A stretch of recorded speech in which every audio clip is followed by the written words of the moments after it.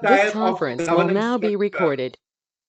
where you are part of the what shall I say, the overall governance structure. You're in control of your destiny. You can actually decide what you want to do to govern the third tier and be accountable in a fullest sense. So we have a constitutional birth defect. And just one quick data point to tell you what that has resulted in, that constitutional birth defect. Before Indian independence, if you look at people like Rajaji, Subhash Chandra Bose, Nehru, Sardar Patel, Rajendra Prasad, all of them cut their teeth in local town and city governance before going on to national roles. That's how important it was.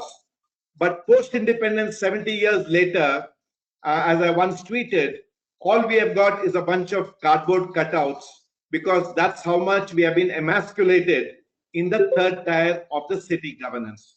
That's my big starting point. Now, cut to the 73rd and 74th Amendment, which was a constitutional amendment which came many decades later after the Constitution. And the 73rd dealt with the rural bodies, and the 74th with the urban bodies. And there was, in the urban area, they created something called the Metropolitan Planning Committee, which is, truth be told, is been dead on arrival. It is effectively moribund, hasn't worked anywhere, and is no answer to fix the original constitutional birth defect.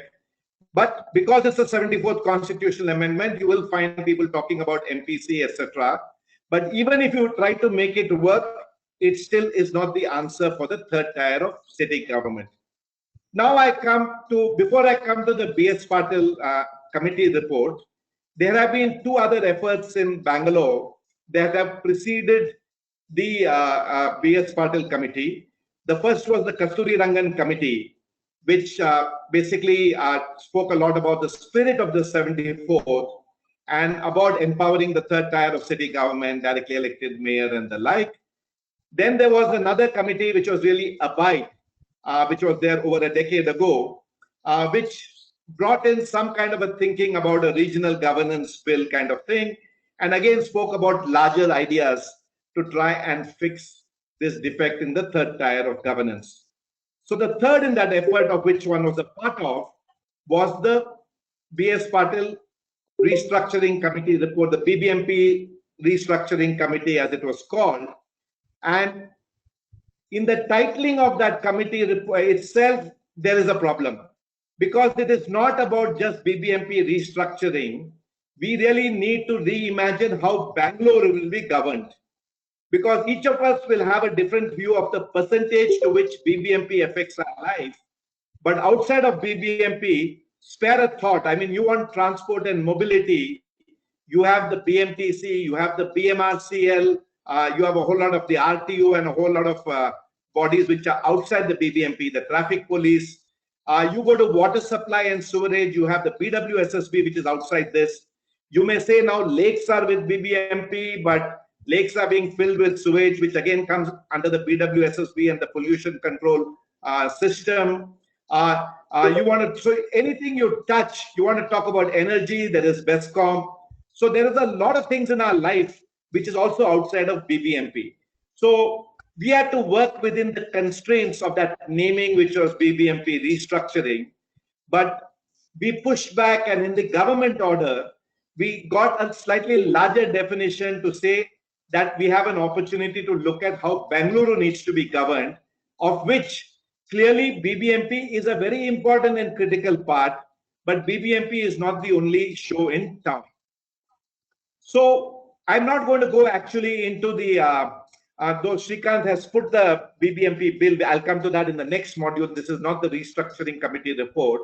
So let me just summarize what the restructuring committee essentially concluded. I'm not going to go into causal analysis. Problems we all know because we experience it on a daily basis. So consequently, let me just go to the final recommendation that we put out there. Just the top level high recommendations. There are many sub recommendations, but essentially it had the following elements, if I can say so. At the lowest level, it spoke about strengthening ward governance through the ward committee, through a 20-member ward committee, truly empowered. While the corporator would be the head of the ward committee, the 20 members, 10 are selected from those who, the BBMP elections, depending on the vote share, every 10% vote share got you a seat in the ward committee. And then there were members of RWA, civil society, SC/ST, gender representation, and the like. So that was one thing that we had in the ward committee. We basically gave a lot of powers to the ward committee, including budgeting, the ability to keep a certain part of the property tax for the ward development in that ward. All that was part of it at the lowest tier of ward governance. At the mid-level, at the corporation level, we basically suggested that we need a mix of zones and zonal committees and the like, and therefore a set of wards roll up into the zone, a set of zone roll up into the corporation, and therefore the corporation was the intermediate tier. And where there's a lot of capacity building, we imagined it as a mayor in council system, and we imagined it in terms of clearly the mayor in charge and running the place through a cabinet kind of system, and the commissioner being an administrative support to the mayor, who is really the chief executive of the corporation. So that was really the corporation layer. Quick point there, our report got seen as something that we are splitting BBMP because we suggested 5 corporations, but we have actually written out a complete bill. And this bill, I mean, Matthew Idikola and Sudhir Krishnaswamy, others were involved in supporting the committee. And this bill is a full bill, and we'll come to that in the context of the BBMP bill, clearly says that the number of corporations is n is equal to 1 to 10. So if the system decides you want a single corporation, it is possible. You want multiple corporations, it is possible. While we went out and put our neck out and said, we believe it will be better served with 5 corporations, the bill that we made was more like an a la carte choice between 1 to 10, and the government of the day could pick what that corporation could be. The most important tier in this whole thing, which is non-existent in any city in India, is what we call as the apex layer, the Greater Bengaluru Authority as we called it, is essentially the integration layer, which has representation from the corporation. It has representation from the other local bodies outside the corporation, but within the geographic zone. And in terms of, sorry, I just got a message which says turn off webcam. Hello, Srikant, I'm audible, right?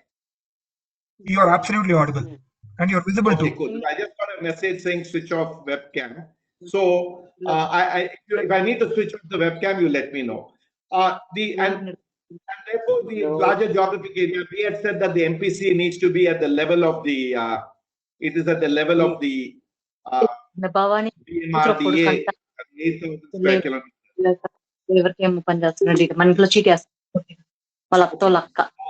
I'm just hearing some voices, Srikant. Yeah.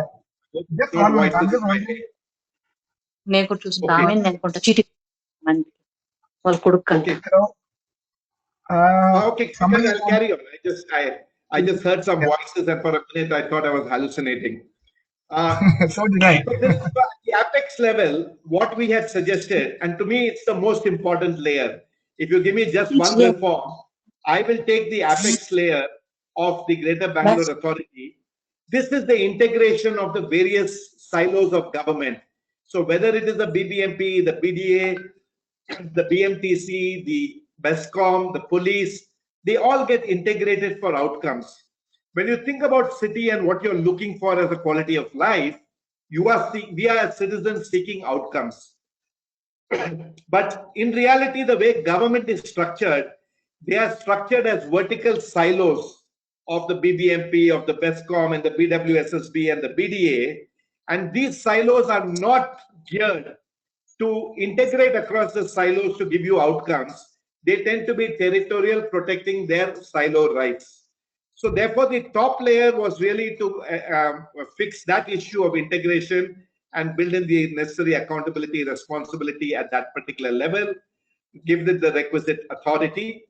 We had suggested that initially for the first 5, maybe even 10 years, the CM is in charge of the top layer, but in due course, it goes on to a directly elected mayor. And that was the path, because there are lots of teething problems that will exist in terms of stitching all these agencies together. So this is briefly the BS Patil report. It has elements of capacity buildings, it has elements of activity mapping, it has based on the subsidiarity principle, where you do what you need to do at the right levels. But I will deal with that once we come to a Q&A. The next thing is moving on to the new proposed BBMP bill.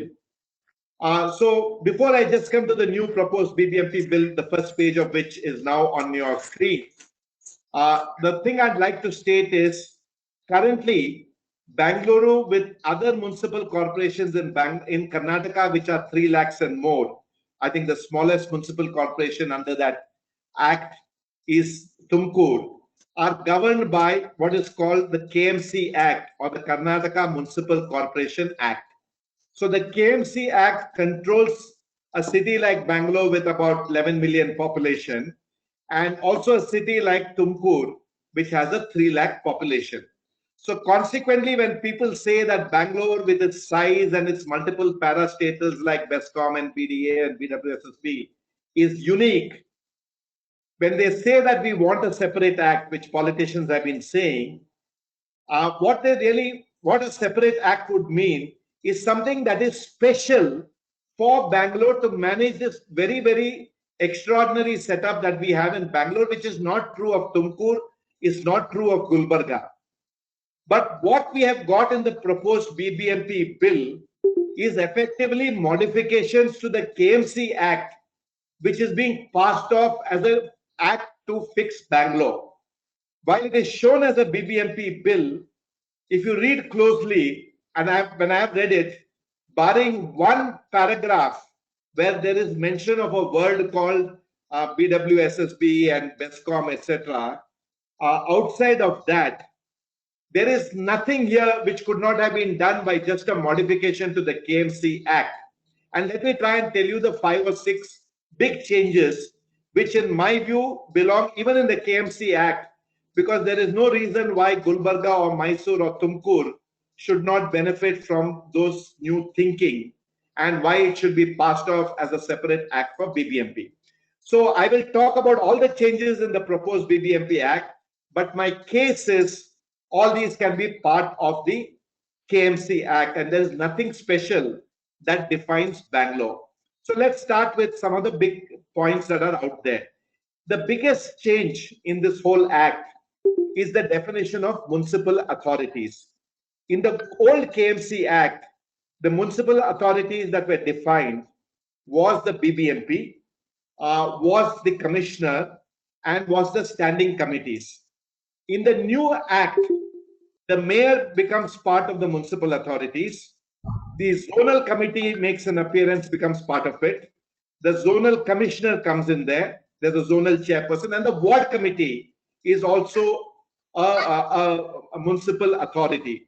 So there's a larger breadth of municipal authorities that are defined, and these are relevant across city corporations, not only Bangalore. That's a good thing, that there's a little more clarity in terms of defining more people. Now, one of the lacunas of the historical KMC Act, and this is true of other state acts, not necessarily all, but many other state acts have got that the member of parliament, the MLAs and MLCs are part of the corporation with voting rights. It has historically been there. It even continues now, that they continue to be. While you may have 198 corporators, another 50, 60 are from the army of MLAs, MLCs, and member of parliaments. Funnily, surprisingly, and there will be a pushback from the system, when it comes to the zonal committee, which is a set of wards which go to make a zone with a zonal commissioner and a zonal chairperson, they have kept the MLAs, MLCs, and the MPs out of the zonal committees. They don't find a mention there, is what you see in this particular act on the municipal authority. The second thing is, the number of wards, which is a limitation of 200, has been now changed to 225. I presume this is for the forthcoming BBMP election, where when they have tried to do the delimitation, they have realized that 200 wards is a limiting factor, and we can talk about delimitation separately. And I think that was your first session. But under that scheme, you could actually go and now go out and do 225 wards. That's another change that is out here. The third thing which they have done is ward committee. While there's a lot of language, there are typos, there are mistakes out there in terms of there's not enough clarity. They say the ward committee can have 20, but the description is less than 20 of the various categories. But the big point there is, though the ward committee is a municipal authority, there's a clear line which says ward committee is advisory in nature. So what it means is you can discuss till the cows come home, but you don't have any rights. You're just an advisor in the larger system. Your advice may be taken, may not be taken, but it has no mandate that the ward has to be listened to. So that's a major lacuna, that you go and say it's a ward committee. It fundamentally shows that there is still a lack of trust in citizens being able to take power at the lowest level and be able to govern themselves. So there is that whole advisory role, which to my mind is a big dampener after setting them out as municipal authorities. The other thing which is important out here is to understand there are some other good elements. For example, there's a chapter on solid waste management, including bulk generators having to manage their waste and segregation, which is new.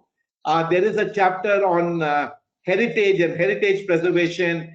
And if somebody wants to sell a heritage property, the government has the right of first offer of refusal before it is offered to others. So there are nice elements out there in this bill. But as I earlier said, all these are required in the KMC Act, because there's no reason why the same heritage rules and the same solid waste rules should not apply to Gulbarga, Mysore, or Tumkur. Therefore, it technically belongs there. So this is broadly the, and if you see, there's something called the statement of objects and reasons, which every bill has to say, why are you doing this? It starts by saying Bangalore needs something separate, but it just then says, at the end of the day, we want to decentralize, integrate public participation, and ensure efficient decision by municipal authorities.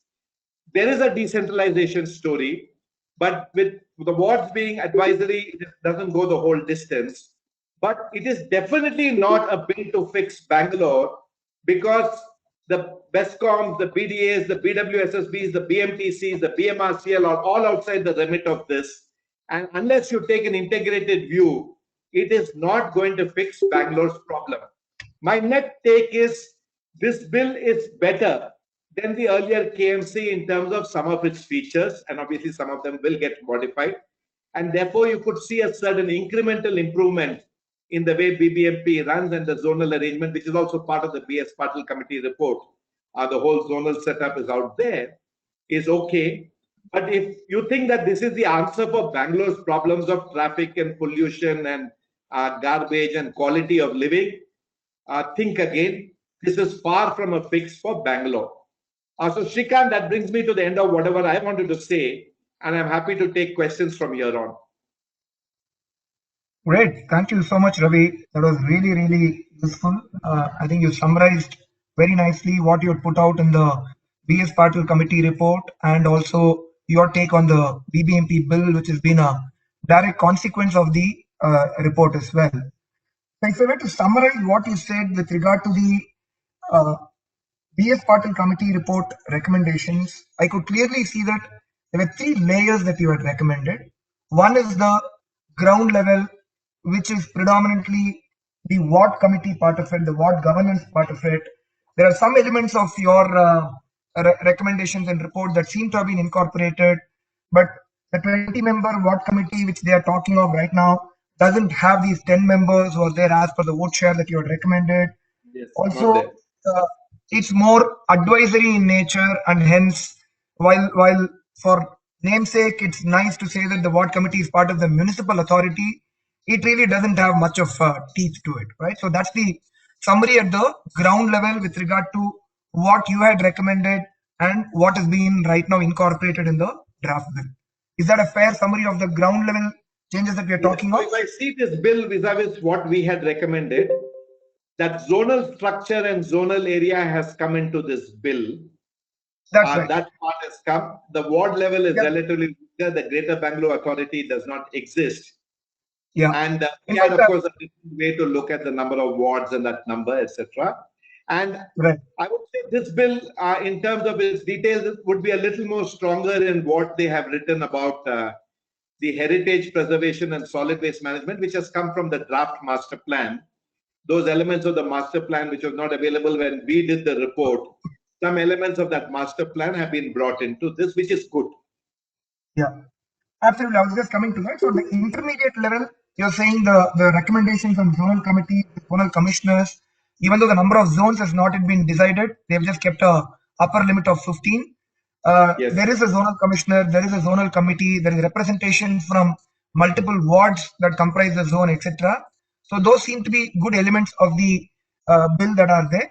But having said that, I guess there are still lacunae around uh, how what budgets are going to be allocated, how who's going to decide. Hello. Uh, can I request people to be on mute for just a few more minutes? We'll finish the interaction. We will have questions addressed right after this. So yeah, while I was saying that the zonal committees have been incorporated, it's a good step in the right direction, but I guess there's still a lot more thought that needs to go into uh, how decisions are going to be taken at the zonal committee level. What is the role of the corporator in this? What is the role of the ward committees, etc. So they need to be detailed out a little bit more. But I think the biggest problem is at the apex layer that you talked about, at the topmost layer, as you rightly said, except for some passing reference to BESCOM, BDA, BWSSB, and so on, there is absolutely no attempt to see how we can integrate all the functions that are relevant to Bengaluru and see how these need to be administered in unison rather than the silos that they are all operating out of. Again, you had your recommendation. They don't seem to have been incorporated. So that's one big lacuna that is there in the current version of the bill. And as you rightly said, if this is the way it had to be done, you were probably better off just doing those amendments to the KMC Act itself. Exactly. So Shrikant, if I come in here, just 2-3 quick points I just want to make. One point which I don't think I explicitly made. This report is ambiguous whether the number one person in the corporation is the mayor. The mayor has a 5-year term. Earlier it used to be a 1-year term. But this one has a 5-year, I mean, in terms of, there's a 5-year term. But unless you clearly say that the mayor is the chief executive and head of the corporation, the mayor could just end up being a 5-year watchman in the place. So that power and that clarity, because if you want authority and responsibility to go together, that clarity is required, which is missing. Quickly, the reference, when I said there's a reference to BESCOM and BMTC and all those people, I mean, in the other agencies, there's one para in the ward committee saying they will attend the ward committee meeting. So that is the only reference. Otherwise, there is really nothing out there. I just want to bring that point. And I'd like to again restate, there are 2 ways to go forward looking at this. One is, as far as the BBMP bill is concerned, push the government to say modify the KMC Act rather than passing this off as a BBMP bill, because citizens will think that we have an answer for Bangalore, which this bill is not. So it is better to say that we have an answer for Karnataka governance, we are improving Karnataka municipal corporations, and make many of these changes out there so that this bill does not give a false hope to people that this is a bill to fix a new Bangalore. So that's one point I'd like to specifically state. I see a question from Subbu Hegde, which is relevant, and since I didn't mention it, I will take it up right away. Subbu says there's no voting right for civil society, only advisory. You see, there is something called an area sabha in this bill that they have brought. An area sabha is a concept that's been floating around from the 74th Amendment. So the way they have said the zonal committee will set out a civil society member in each area sabha to be the representative of the area sabha.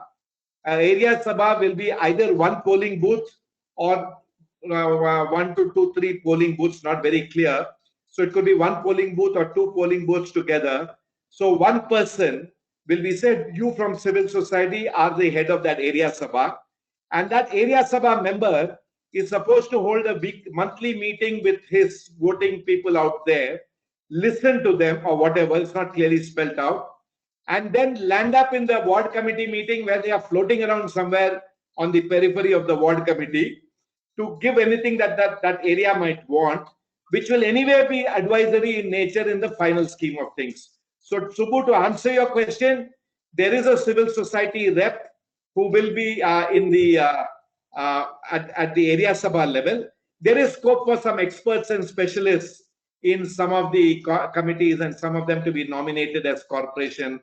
Those kind of things are also there. Avner has a question about privatization of BESCOM, totally out of syllabus as far as this is concerned, because BESCOM does not feature as far as this bill is concerned, and consequently it's a debate for another day. There's a strong case for privatization across the board, and I hope Muralidhar Rao is listening.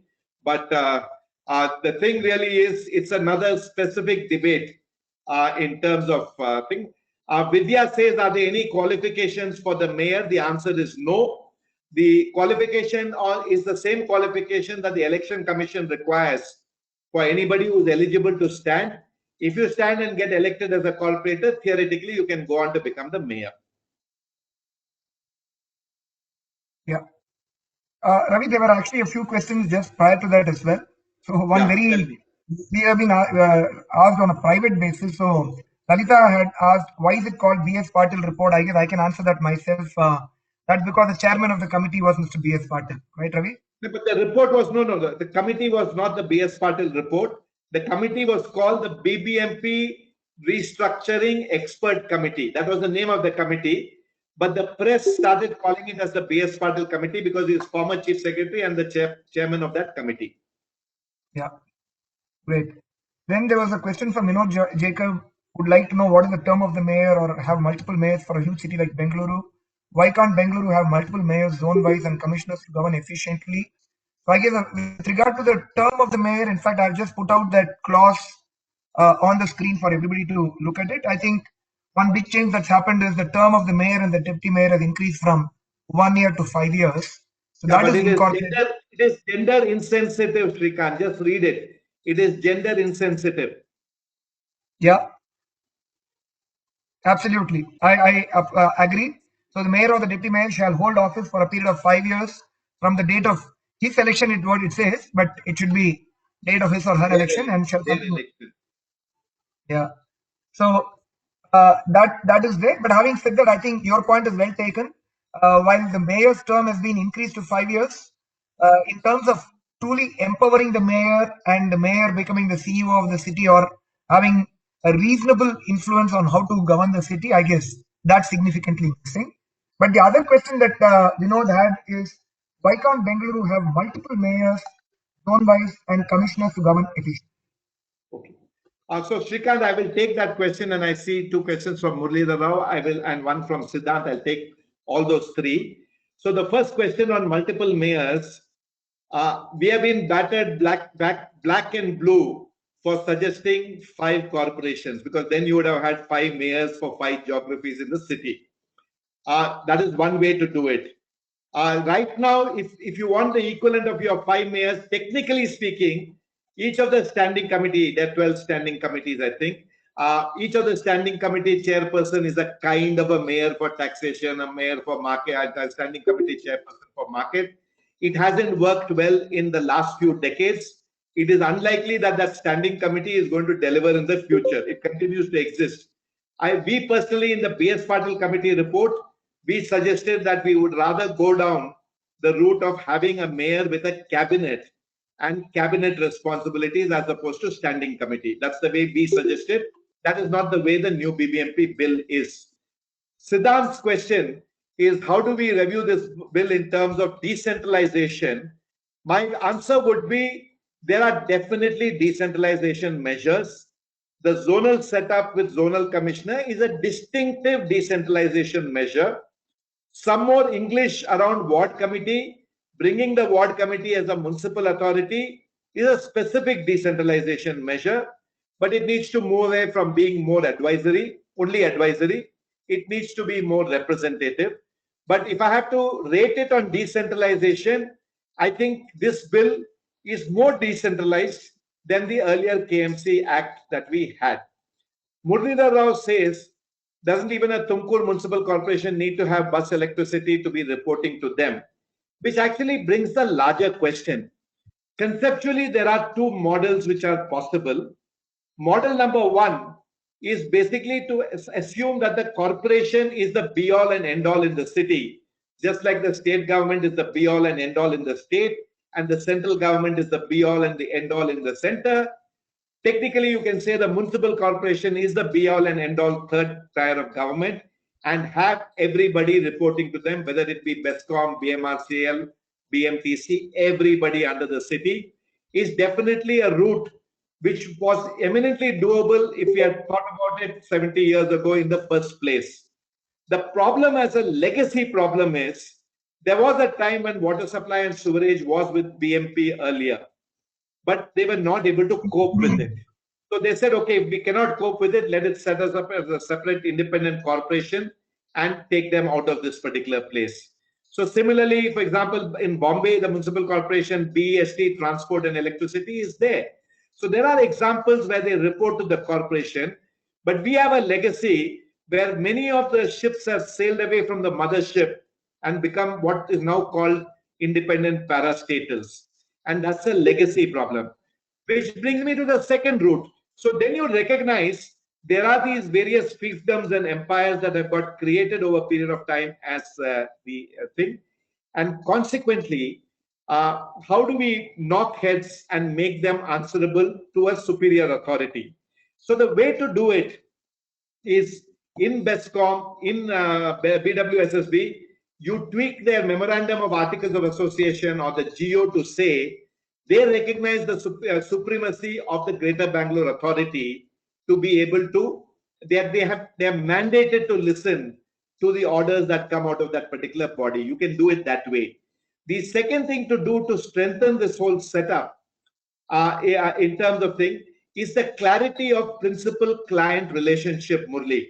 So Murli, the way to see it is, BWSSB is a vendor doing water supply and sewerage, and they must take their instructions from BBMP, or once the Greater Bangalore Authority is set up and they report there, they must take their instructions from there in a principal-client kind of a client and a vendor relationship. That is not happening today. So BWSSB is a loose cannon on its own. The BBMP may want to give water supply to the Mahadevpura area, but BWSSB may decide to give water supply focus to Yelahanka area, and nobody can do a damn about it. So we don't have that principal vendor relationship is totally broken down in terms of this thing. So that is this thing. The aspect of whether privatization, there should be 2 vendors, 3 vendors, to my mind, the person responsible for water and water supply, which let's say, whether it's the BBMP or you decide you want to integrate it at the apex level, has to look at a range of water choices, and the water tanker business, which is also supplying water, which is a reality, is also part of it. It is a part of the private thing which is doing the thing, which can also be brought under the system. So it's not that the government agencies have to deliver each of these things. We have to decide who is better to deliver in a particular situation and go with it in terms of this thing. So that, Murli, is a longish answer to your question. And Anwar, to your question, 1 mayor and why not have 5 deputy mayors? That is something that the legislature can debate, because if we can have 3 deputy chief ministers, you can also have 5 deputy mayors. So that is something that once the bill decides that that is the way to go, it is possible. Subbu Hegde asked that water and sanitation is not shown as a function of the corporation, which I'll think, and yeah, there are many this thing. Even, for example, if you look at the MPC of the 74th Amendment, there are a lot of, there's a whole schedule which lists a whole lot of functions, which of course has water and sanitation, but you will find transportation missing out there, which is why today you have a situation that you will have a Bangalore Development Minister where BMRCL will report to them, BBMP reports to them, BWSSB reports to them, but you have a Transport Minister and BMTC reports to the Transport Minister. The RTO in the Transport Department comes under the Transport Minister. It's a right royal mess. And unless we are willing to rethink dramatically. I mean, just like we can think through saying a 21-day lockdown is absolutely necessary, why can't we break the mold and say enough is enough and let's come up with a totally new paradigm to run the place? Why can't we set the third tier of city government? Why are we pussyfooting around has been my viewpoint. This tinkering at the edge and all that stuff, because our times are changing. We are able to take such dramatic decisions which are required, like the lockdown and the things that are following from there. Why can't we think similarly, radically, when it comes to improving the quality of life in Bangalore? And that's really the call for civil society to decide. Do you want to make that demand heard and listened everywhere? Or are you content being a bunch of sheep being led to slaughter? That's a call we all have to take. Srikant? Yeah. By the way, interestingly, I have just put out a relevant aspect of the BBMP bill. It talks about functions of the ward committee, included water supply maintenance, sewage system maintenance in the ward as part of the ward committee functions, but nowhere does it find a reference in the overall functions of BBMP. By the way, the Karnataka Municipal Corporation Act mandates that water supply and sewage should come under BBMP, but as Ravi rightly said earlier, it was under BBMP, but subsequently it somehow just gotten mismanaged and gotten back into the government of Karnataka. So, Yes, Srikant, just to respond to that, the yellow thing that you're showing, the ensure water supply, yeah, the reason it is marked under the ward committee there, the BWSSB fellow is attending the ward committee. So you are supposed to request to him in the ward committee saying, Sare, solpa madi, solpa kelsa madi of this kind, and hope that he takes it to the BWSSB and things done. That is why it is yeah, just left at the ward committee level and not at the larger level. There's a question from Krish saying that how does all this compare to other states and is it across? So see, it varies from state to state. Some states have directly elected mayor. Rajasthan tried it, went back to it. Himachal Pradesh went to directly elected mayor, then went back to mayor and council. It varies. But to my mind, one of the states which has got this thing in a much better way than most other places, to my mind, is Kerala. So Kerala, for instance, there is no doubt that the mayor is the person in charge of the corporation, and that the commissioner reports to the mayor. The mayor is the one who sets out the vision and the 5-year plan and all that stuff. So there's a lot more clarity. Institutions of local self-government. I mean, there are people like Matthew and others who know a lot more on this, and I think he might be on the call and can come in later. But institutes of local governance are a lot more evolved in places like Kerala. And we are seeing even in this current COVID crisis that Kerala, because institutions of locally coming together and arranging, whether it's Kudumbashri, this, that, etc., are a lot more robust. The community is able to self-police and self-do things there to a much greater extent than many other places in the country. So, Krish, that's my this thing. And Sairam Gopalan is asking as to Chennai Corporation as a metro is bigger and how many wards exist. Do we have a sense of that? I honestly, off the back of my head, I don't have. But the Chennai metro, metropolitan region is bigger. But I don't think the footprint of the Chennai Municipal Corporation is as big as the footprint of the Bangalore Bangalore BBMP.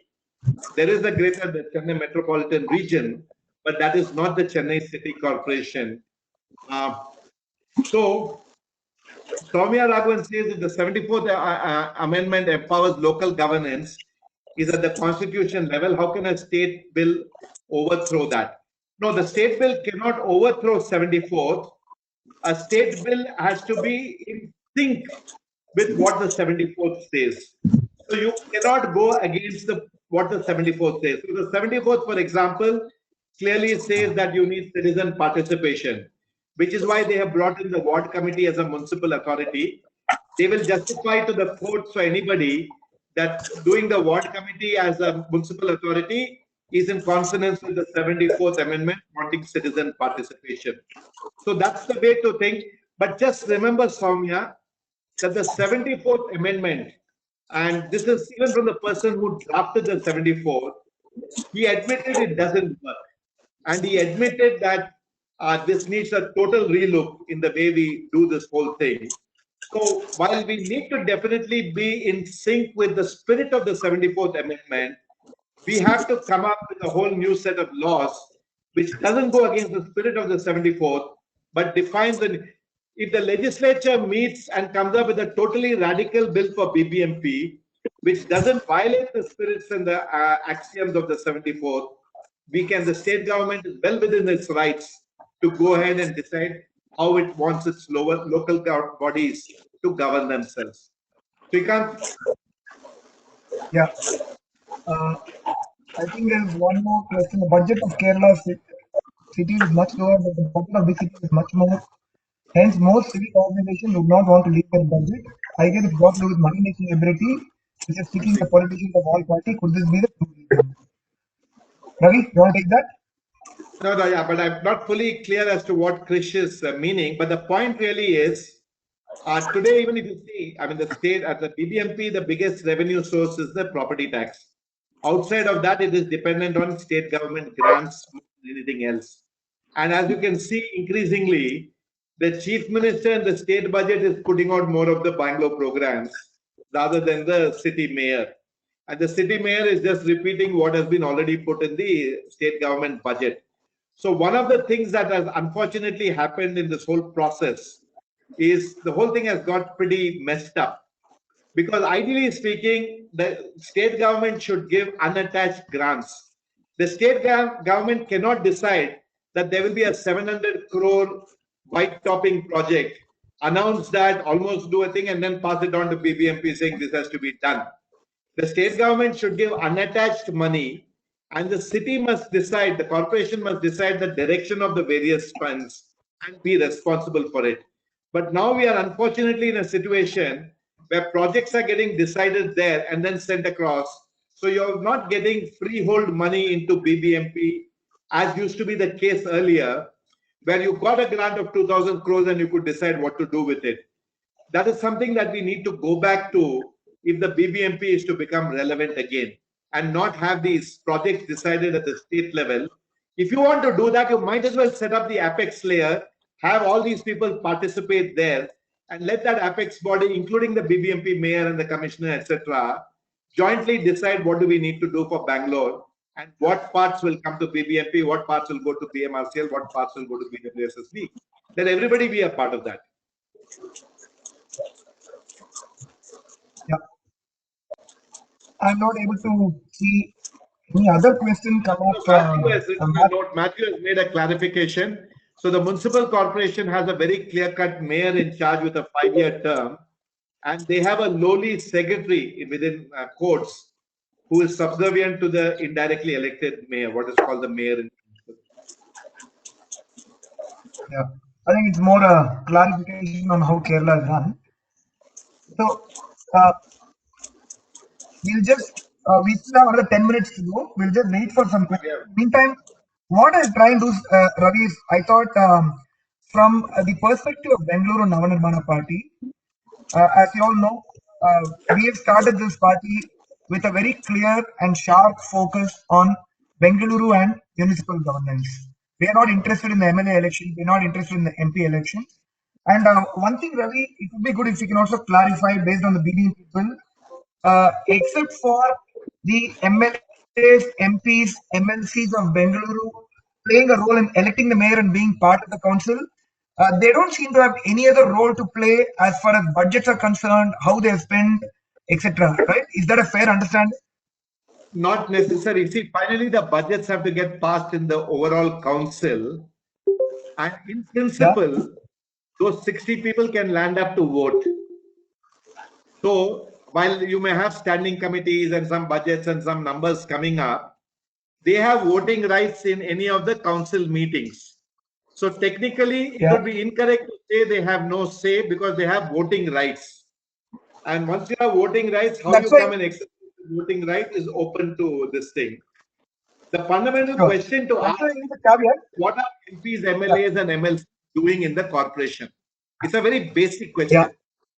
Because their job is to legislate at the state and at the central level. They have chosen to be there. Once they have chosen to be there, why are they here? The question to ask. Absolutely. That's something that we're Nellore definitely going to Ramesh ask. But, asked the question.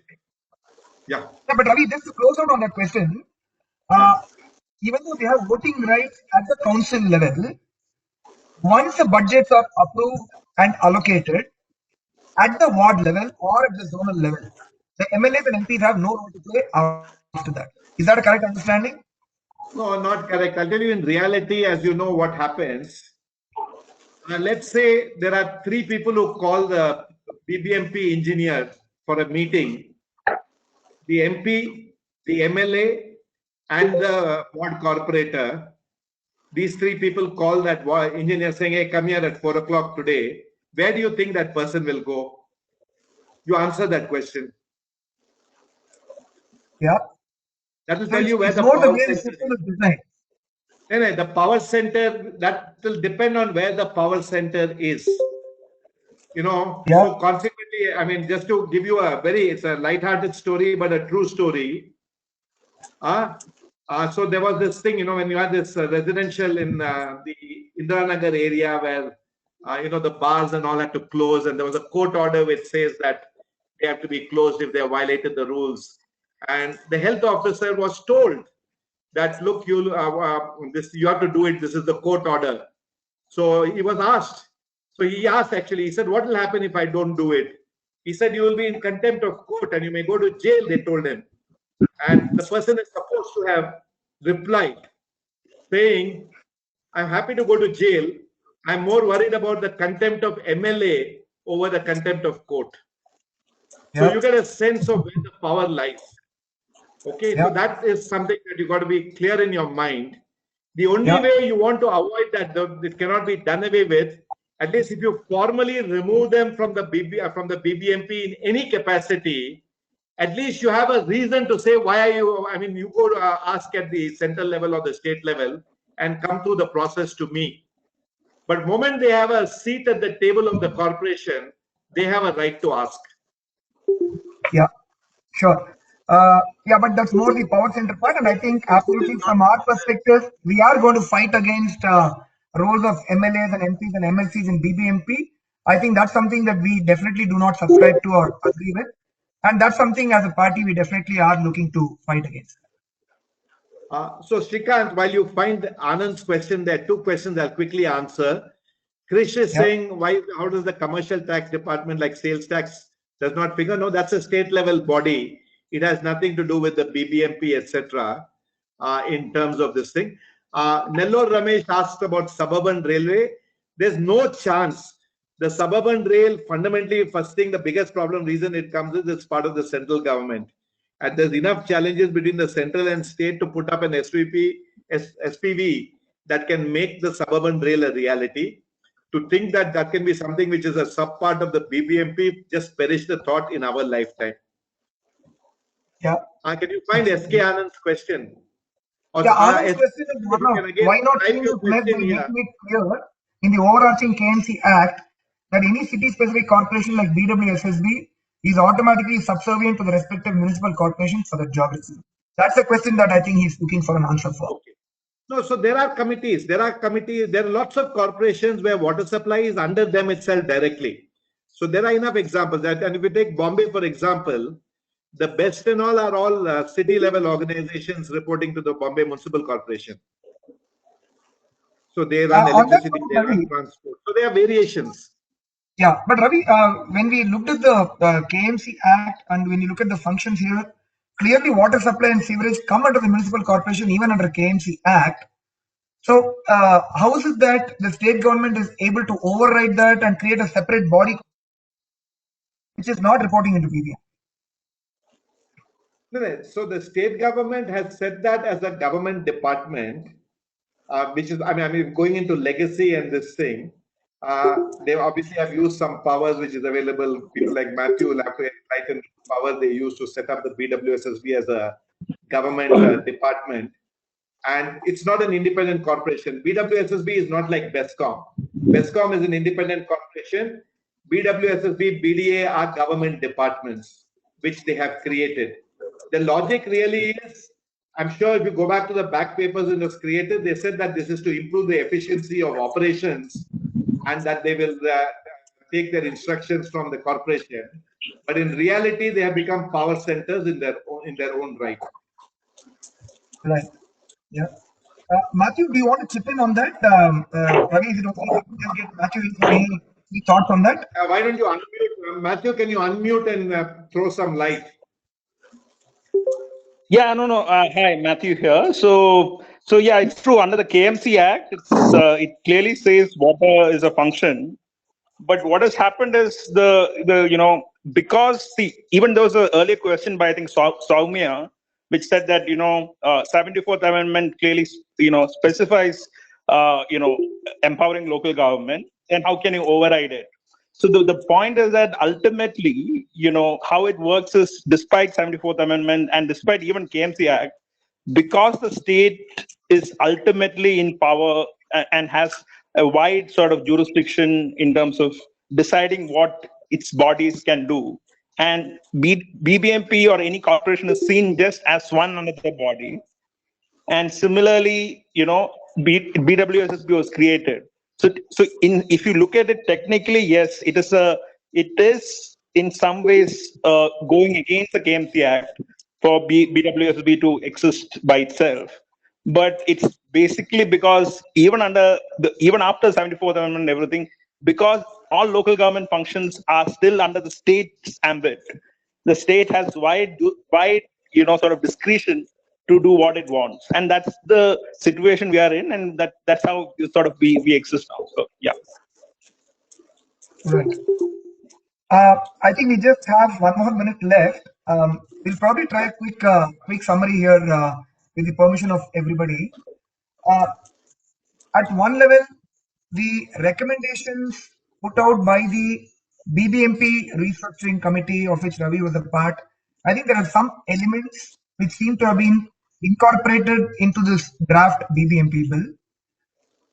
Again, just to summarize, there are three layers: the ward governance layer, the intermediate zonal governance layer, and then there is the apex layer, which is at the top level.